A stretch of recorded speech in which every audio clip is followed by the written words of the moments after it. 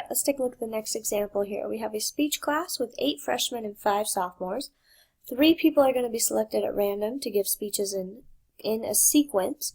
So this is telling me that the order is going to matter, so it's a good thing to make note of. And a person's only going to give one speech, so that means we're not going to have any repeats.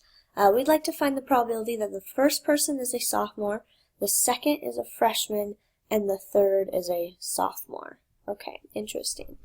So first, let's see, how many ways could we have first person be a sophomore, the second person be a freshman, and the third person be a sophomore?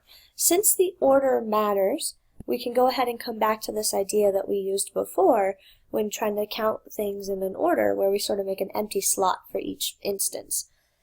If the first person is going to be a sophomore, we have 5 sophomores total. So there are 5 people that can be selected for that first position. If the second person is a freshman, there are 8 that can be selected for that position. And now by the time we get to the third person, who's going to be a sophomore, we only have 4 sophomores because we've already used one of them in the first position. So, oops, too much erased. So we can count how many ways it's possible to get a sophomore, freshman, sophomore ordering simply by doing 5 times 8 times 4. And so we end up with 160 possible ways that we could get a sophomore, freshman, sophomore ordering. So now what we want to do is figure out, well, how many ways could we get 3 people to give a speech in a specific order? And so that's going to be the total number of ways that we could have 3 speakers selected. So the number of ways to select 3 speakers in an order, so that means that we're going to be using a permutation. Well, how many students do we have total? We have 8 freshmen, 5 sophomores, so that's going to be 13 students total.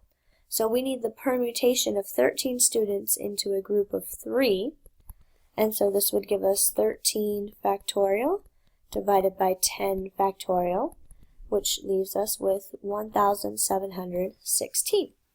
So the probability that we are looking for, the probability that we have a sophomore followed by a freshman followed by a sophomore, is going to be given by the number of ways we can have that desired ordering, which is 160, divided by the total number of ways that we could have 3 speakers be selected.